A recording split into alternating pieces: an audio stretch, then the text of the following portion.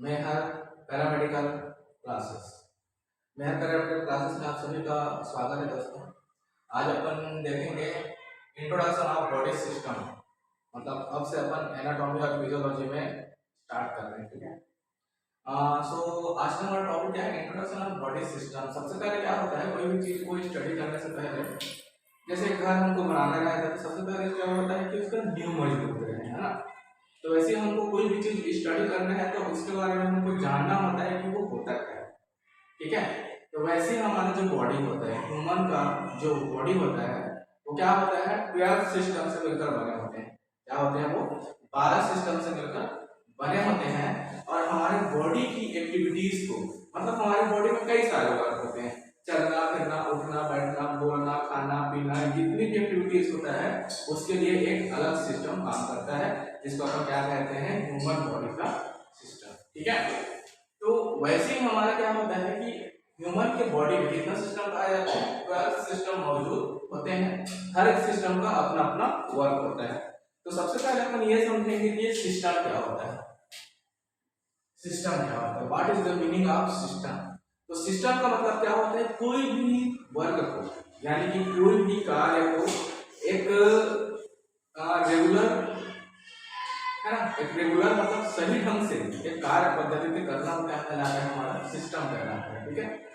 तो ह्यूमन के बॉडी में कितना सिस्टम होता है, 12 सिस्टम। आज हम खाली उसके इंट्रोडक्शन देखेंगे कि वो होता क्या है और उसका फंक्शन क्या होता है, इसका स्टडी अपन करेंगे, ठीक है।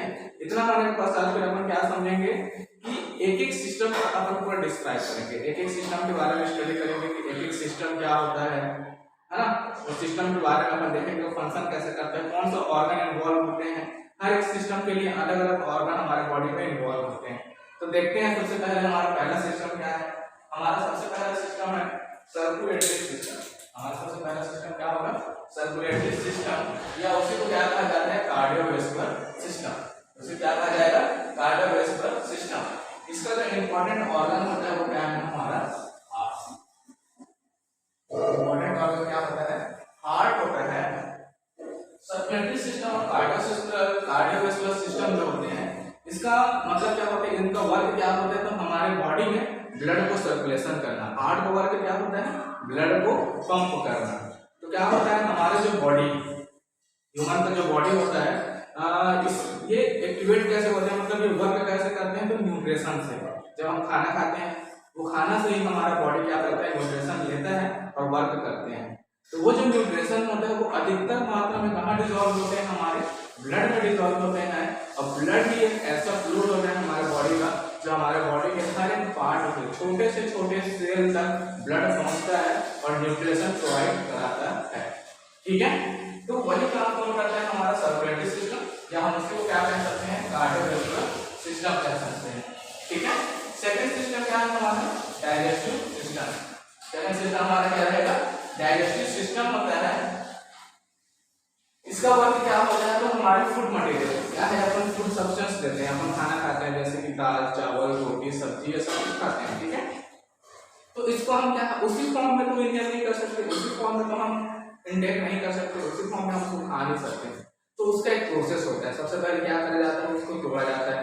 तोड़ने का पता जैसे हमारे माउथ में जाता है, माउथ में जाने के बाद क्या होते हैं, हमारे पूरे वहाँ पे एक्टिविटीज होते हैं, माउथ वर्क करते हैं, दांत या रखने के छोटे छोटे पार्ट में तोड़ते हैं। तोड़ने के पश्चात उसमें हमारा जो सलाइवा होता है वो मिक्स हो जाता है और उस फूड को क्या बनाता है, लुब्रिकेट बनाता है और हमारे बॉडी के अंदर में डालते हैं। तो ये एक प्रोसेस होता है, ठीक है। तो फूड मटेरियल बॉडी के अंदर जाता है, फिर वो पिसता है, स्मॉल इंटेस्टाइन में जाता है, लीवर में जाता है।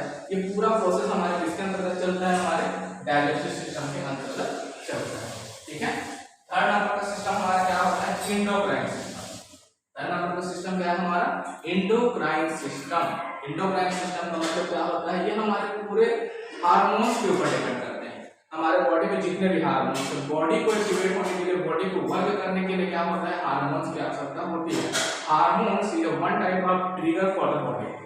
बॉडी के लिए क्या हो, एक प्रकार का ट्रिगर की तरह काम करता है, वो उस ऑर्गन को एक्टिव कर देते हैं और ऑर्गन फिर काम करने लगता है। जैसे कि अपन बढ़ते हैं, ह्यूमन बॉडी को ग्रोथ करना, उसके लिए हार्मोन काम करते हैं, जिसको अपन कहते हैं क्या, ग्रोथ हार्मोन, ठीक है। इसी तरीके से बॉडी में कई सारे हार्मोन्स हमारे वर्क करते हैं। तो उन्हीं सब का स्टडी हम किसके अंतर्गत करते हैं, एंडोक्राइन सिस्टम के अंतर्गत अब आता है फोर्थ नंबर का system. This is the most important system for the body. Body का सबसे इंपॉर्टेंट सिस्टम, या हम जिसको कह सकते हैं जंगल का शेर, वैसे हमारे बॉडी का सबसे इंपॉर्टेंट ऑर्गन क्या होता है? Nervous system. क्या होगा? Nervous system. नर्वस सिस्टम के अंतर्गत अपन क्या देखते हैं? हमारे पूरे सिस्टम जो 12 सिस्टम होते हैं उसमें से सबसे मास्टर कौन होता है? So nervous system. Nervous system क्या करते हैं? हमारे बॉडी की हर एक एक्टिविटी को, अपना बोलना, चलना फिरना, उठना बैठना, सोना, पूरी जितनी भी एक्टिविटीज होती हैं वो सब को कौन कंट्रोल करके रखता है? उसका हमारा नर्वस सिस्टम कंट्रोल करता है। और नर्वस सिस्टम का सबसे इंपॉर्टेंट ऑर्गन कौन सा होता है? तो हमारा brain. Okay, so fifth number देखते हैं आगे। फिफ्थ नंबर क्या है हमारा? Urinary system. फिफ्थ नंबर कौन सा सिस्टम है हमारा? यूरिनरी सिस्टम, या फिर उसी को क्या कहा जाता है? रीनल सिस्टम कहा जाता है। ठीक है, यूरिनरी सिस्टम के अंतर्गत अपन क्या करते हैं? यूरिन को बॉडी से बाहर एक्सक्रीट करने का काम किया जाता है। क्या है? अपन जो भी फूड मटेरियल लेते हैं, वाटर लेते हैं, जो भी चीज अपन लेते हैं, तो अपन उसको मेजरमेंट करके तो नहीं लेते। बॉडी को कितना चाहिए वो बॉडी क्या करता है? उसको रीअब्जॉर्ब कर लेते हैं और बाकी सभी चीजों को बॉडी से बाहर क्या कर लेते हैं? एक्सक्रीट कर लेते हैं। तो उसी में से एक है हमारा यूरिन। यूरिन जो होता है हमारे बॉडी के लिए वेस्ट प्रोडक्ट होते हैं, जिसको बॉडी से बाहर निकालने का एक प्रोसेस होता है। उसका स्टडी हम किसके अंतर्गत करते हैं? यूरिनरी सिस्टम के अंतर्गत कहते हैं। रीनल सिस्टम उसको इसलिए कहा जाता है क्योंकि किडनी का एक और नाम होता है जिसको अपन कहते हैं रीनल। और यूरिनरी सिस्टम का सबसे इंपॉर्टेंट ऑर्गन कौन सा होता है? हमारा किडनी। ओके, आगे चलते हैं। अब देखते हैं लिम्फेटिक सिस्टम। तो lymphatic system is one type of drainage for the body. Lymphatic system क्या है? एक प्रकार का ड्रेनेज का काम करता है। ड्रेनेज मतलब क्या समझते हैं आप लोग? ड्रेनेज का मतलब होता है जैसे गांव है, ठीक है, एक गांव में क्या होते हैं? नाली होते हैं। एक घर से छोटा सा नाली निकलेगा, फिर क्या होता है? वो नाली आगे जाके बहुत सारे नाली जाके आगे क्या होते हैं? एक नाला बनाते हैं, और नाले जाके क्या होते हैं? हमारे नदी से मिलकर पूरे वेस्टेज बाहर चले जाते हैं।